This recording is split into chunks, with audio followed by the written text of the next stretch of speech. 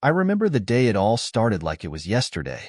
My wife, Claire, had been preparing for her upcoming business trip to Spain for weeks.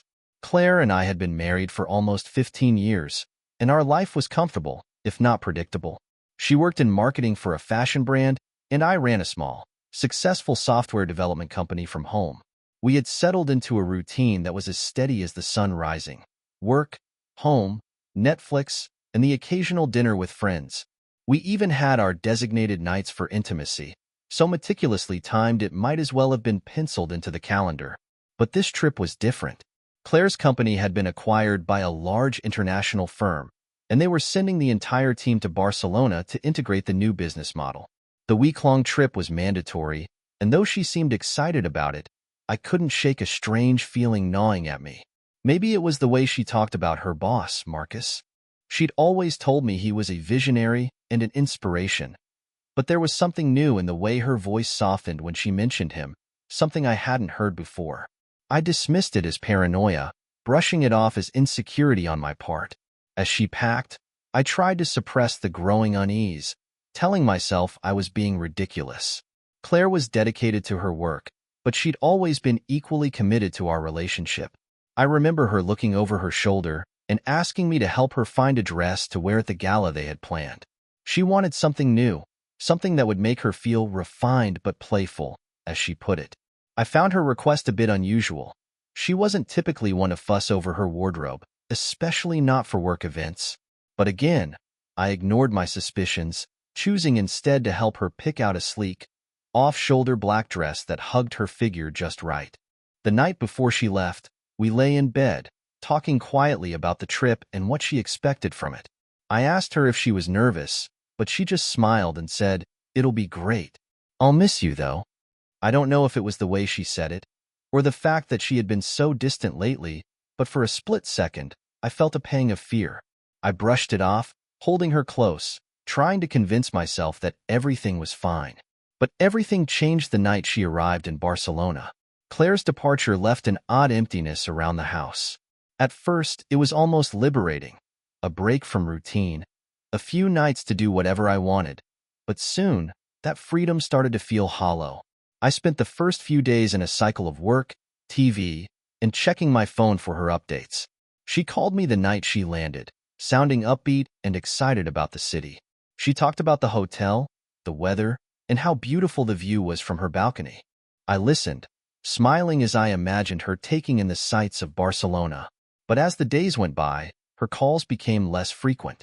The few messages she sent were short and vague, a far cry from her usual chatter.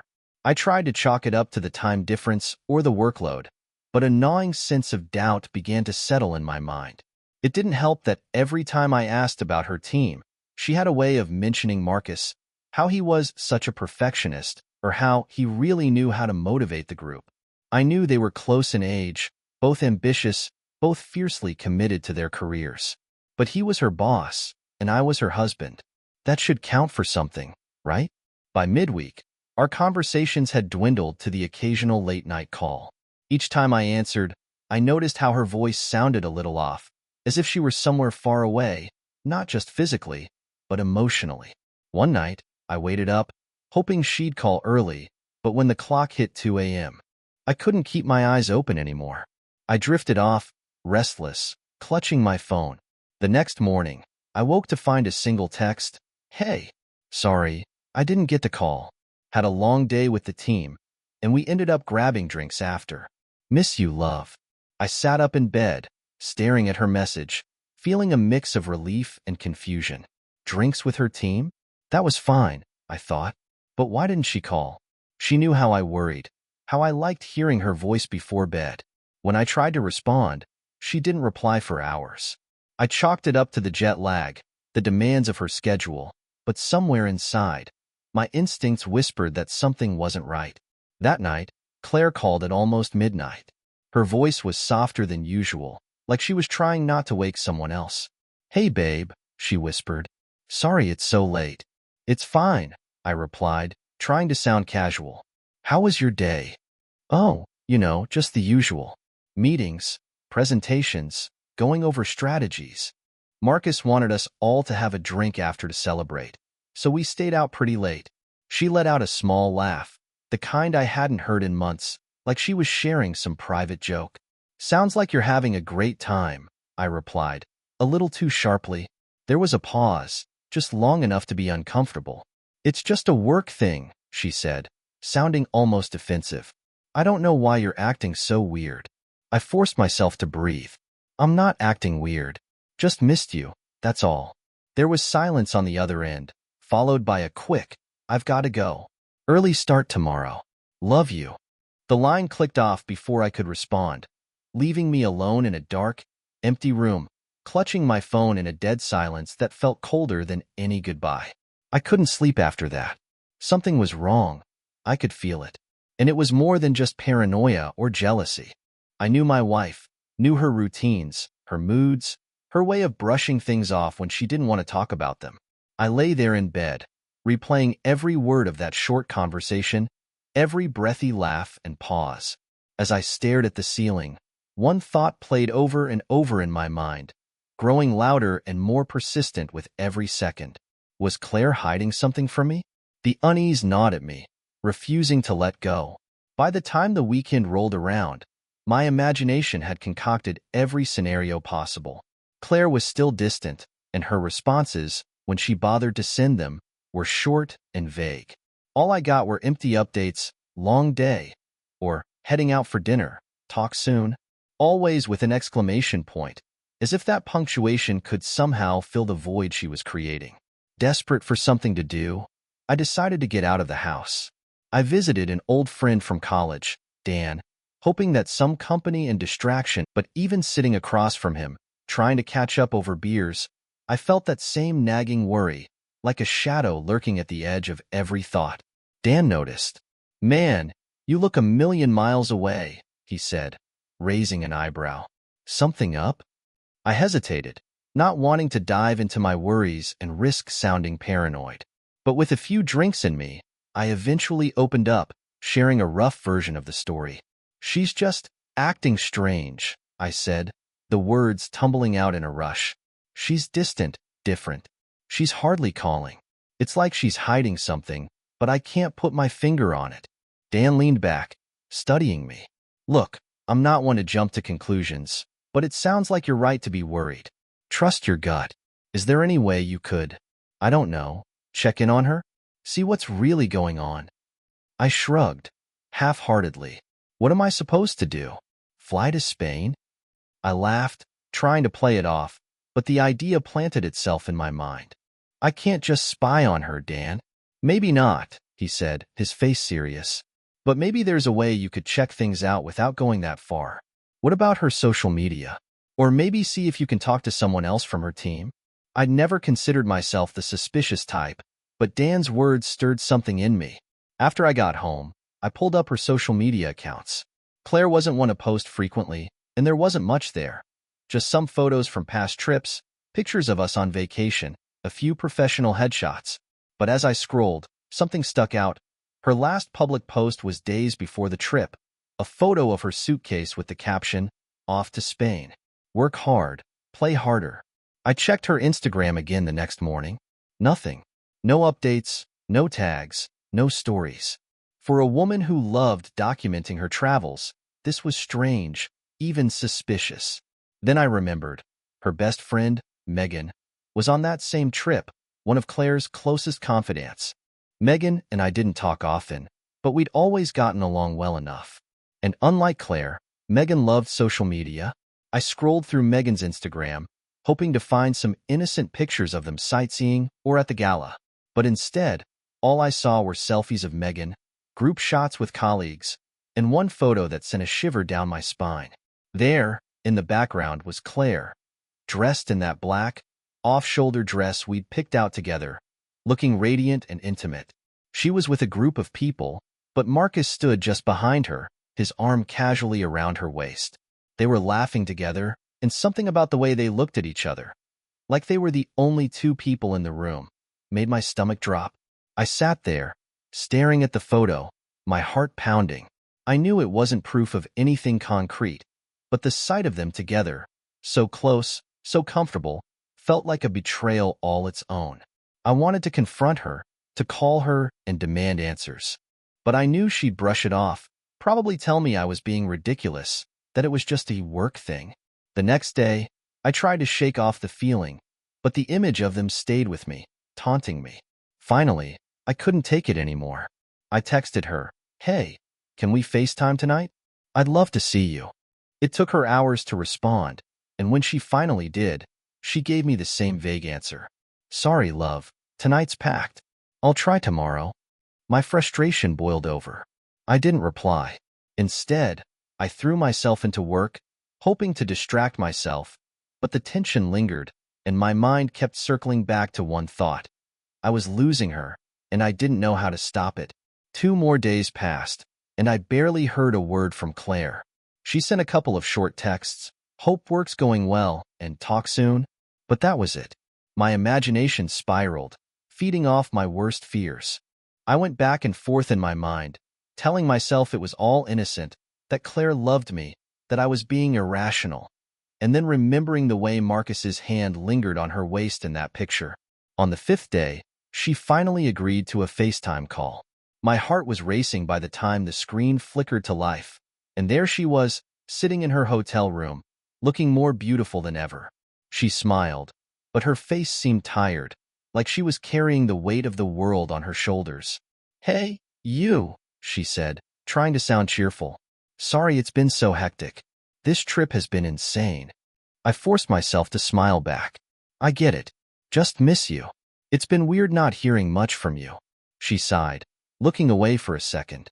"I know, and I'm sorry. I didn't mean to worry you. It's just been nonstop. We've barely had time to breathe." I wanted to believe her, but I couldn't shake the feeling that she was holding something back. I looked at her, studying her face, trying to see past the surface. "How's Marcus?" I asked, keeping my voice casual, but I saw her expression falter, just for a split second. "Oh, he's, the usual. Pushing us hard. He's really intense about this merger." There it was, that subtle defensiveness. I tried to brush it off, but my chest tightened. "I saw a picture of you two, from the gala," I said, forcing the words out. "You two looked close." Claire looked taken aback, blinking in surprise. "Oh, that? Come on, babe, you know how it is at these work events. We were all just blowing off steam. He's my boss. It's nothing more than that." Her tone was light, dismissive, like she was waving away an annoying fly. But it only made my frustration grow. I took a deep breath, trying to stay calm. "I know it's probably nothing, but I just feel like something's off, Claire. You're so distant. We barely talk, and when we do, it feels like I'm talking to a stranger." She sighed, rubbing her temples. "Look, I'm sorry. I really am. This trip has been overwhelming. I'm tired. Can we not do this right now? I don't have the energy to argue." Her words hit me like a slap in the face. An argument? Was that all this was to her? "Fine," I muttered, feeling a cold anger settle in my chest. "We'll talk when you get back." "Thank you," she said, visibly relieved. "I'm sorry, really. I'll make it up to you." She ended the call, and I was left staring at my reflection in the darkened screen, feeling a mix of anger, hurt, and confusion. I wanted to believe her, to convince myself that I was overreacting. But her reaction, her defensiveness, it all felt like confirmation of my worst fears. The days dragged by, and the distance between us seemed to grow with each passing hour. I'd hoped that my suspicions would ease once she was home, that we could talk it out and put this mess behind us. But when she finally arrived back from her trip, Claire was different. When she walked through the door, she gave me a quick hug and a half-hearted kiss, barely meeting my eyes. Her suitcase was heavier than I'd expected, stuffed to the brim with clothes, souvenirs, and more things than seemed reasonable for a 1-week trip. She seemed tense, distracted, like she was carrying a secret too big to keep hidden. And that's when it hit me. Her suitcase was heavier, much heavier than when she'd left.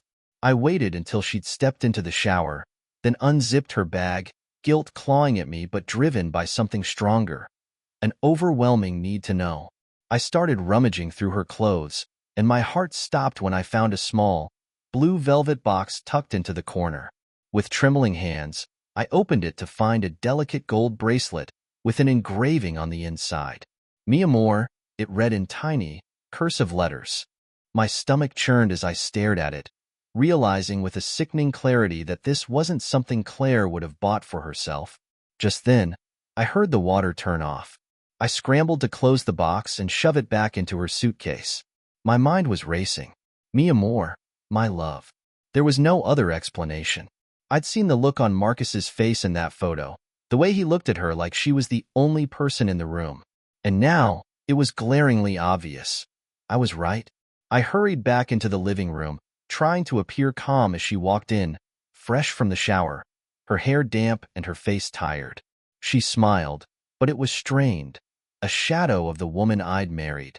I tried to return the smile, but inside, I was seething. I knew what I had to do. This wasn't going to end here.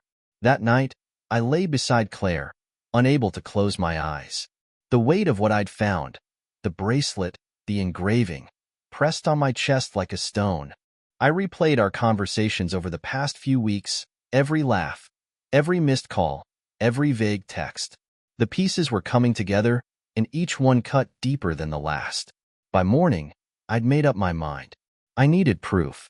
Real, undeniable evidence. I wasn't going to confront her with just a hunch and a bracelet. I wanted to hear it from her, to see her betrayals laid out plainly, no room for excuses. So, I did something I'd never thought I'd do. I installed a tracking app on her phone. I felt a pang of guilt, but I silenced it. I needed the truth. The next day, Claire was out running errands, but her location showed she was downtown, at a restaurant near Marcus's office. I watched her little dot on the map, wondering how she'd explain this. When she got home that evening, I asked her how her day had gone. "Oh, you know," she said, avoiding my eyes. "Just the usual. Groceries, laundry, picking up a few things for the house." She smiled, but it was forced, as if she knew I was testing her. The weeks dragged on, and my suspicions only grew. Whenever she left the house, I'd check her location, watching that little dot move from one questionable place to another. Sometimes she'd be at a bar in the middle of the afternoon, sometimes at a park I'd never heard her mention before.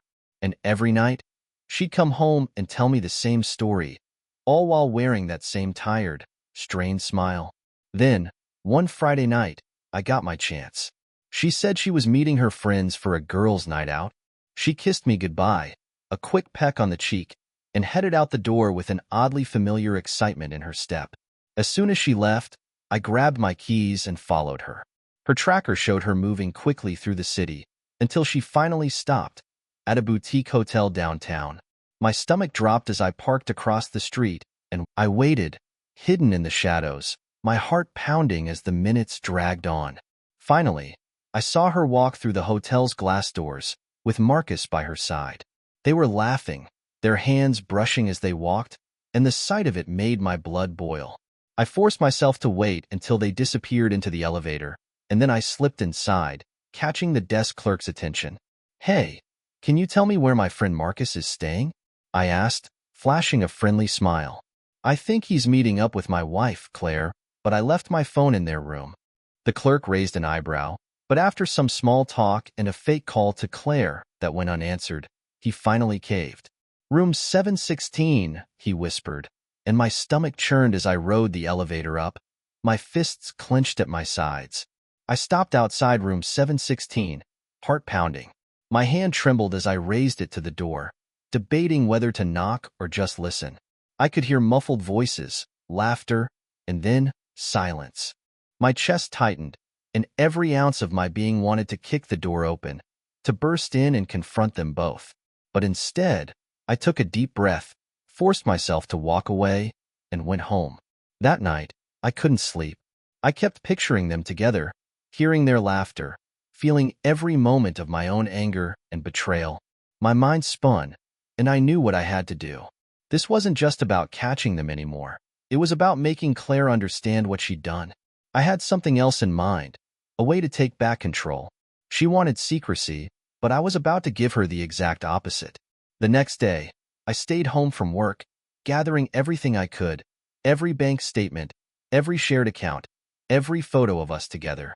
I sorted through years of memories, good and bad, preparing myself for what was about to come. I had no intention of letting her walk away from this unscathed. When Claire came home that night, I was ready. She walked in, her face flushed, her smile a little too bright, like she was carrying some secret thrill. I watched her as she slipped off her shoes, her bag, her coat, and then, as she turned to greet me, she froze. Laid out on the table in front of me was everything. Her texts, our bank statements, and photos I'd printed from Megan's Instagram of her and Marcus at the gala. And, in the center, the bracelet. What is this?" she stammered, her face draining of color. I stood up, feeling every ounce of anger, betrayal, and hurt surge through me. "You tell me, Claire," I said, my voice steady. "Tell me who you've become, because it sure as hell isn't the woman I married." Her mouth opened and closed, searching for words. She tried to stammer out an excuse, but I held up my hand. "Don't. Just don't. I know. I know about you and Marcus. I know about the hotel. I know about everything." Her face crumbled as she tried to speak. "Please, it's not what you think, It was a mistake."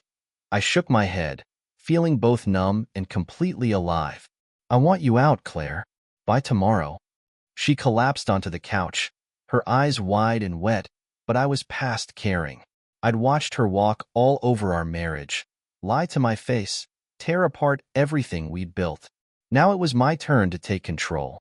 I turned and walked away, leaving her in that silence, letting her feel every inch of the emptiness she'd created. Claire didn't leave that night. She stayed on the couch, crying, trying to come up with excuses, begging me to listen. But I was done. I stayed in the bedroom, letting her stew in her regret. I needed her to feel the weight of what she'd thrown away. By morning, she was a shell of herself, her eyes red and swollen, her voice hollow as she tried to plead with me one last time. "Please, let's talk," she whispered, barely able to look at me. "I made a mistake. I can fix this. We can fix this." I stared at her, feeling no sympathy left to give. "Fix this?" I laughed bitterly. "You tore us apart, Claire. There's no going back." I told her to pack her things, gave her a few hours, and left the house. I drove aimlessly, my mind racing with the mess of emotions. Anger, betrayal, the pain that clawed at my chest every time I thought about her with him. When I finally returned, she was gone. Her things packed up, and I felt a strange, bitter satisfaction. But I wasn't finished. Not by a long shot. In the days that followed, I focused on my plan.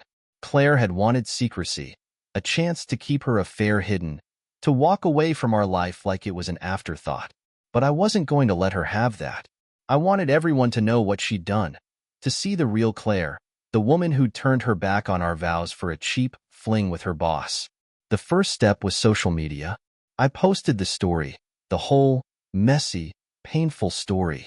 I included photos of the bracelet, the hotel details, everything that would make it clear who was at fault.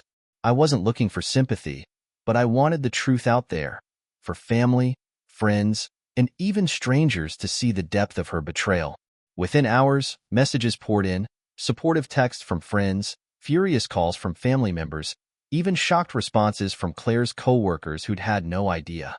But my revenge wasn't complete. I knew Marcus was married. I'd met his wife once at a work function, a lovely woman named Lydia who seemed completely unaware of her husband's double life. I found her contact information, and after a moment of hesitation, I reached out. I told her everything, where they'd gone, the bracelet, even the times they'd been together when she thought he was working late. When I finally got a response, her message was heartbreaking. "Thank you for telling me. I had no idea. I'll handle this from here." Days went by, then weeks. Claire tried reaching out, first with apologies, then with anger, blaming me for ruining her life by making her affair public. She accused me of going too far, of humiliating her. But every time she called, every text she sent, I ignored it, leaving her messages unread, letting her stew in the wreckage of her own making. And just when I thought I'd seen the last of her, Claire showed up at my door, looking desperate, hollow. She'd lost her job. After her affair went public, her company fired her, citing ethical concerns. Her name had been dragged through the mud, her reputation shattered, and she had no one left to turn to. "Please," she whispered, her voice barely above a whisper. Can we try again?" I looked at her, seeing the person who had once been my whole world reduced to a shadow of herself, and felt nothing. No pity, no anger, just an empty, cold satisfaction. "Claire," I said, "you made your choice. You wanted a life without me, and now you have it." With that, I closed the door, locking her out of my life for good. In the weeks that followed, I rebuilt my life. It was hard, but every day, the pain lessened, and the anger faded. My friends and family rallied around me, supporting me as I picked up the pieces. I found myself again, stronger, wiser, and free. And as for Claire, she was left to live with the consequences of her actions, a reminder of the life she'd chosen and the love she'd thrown away.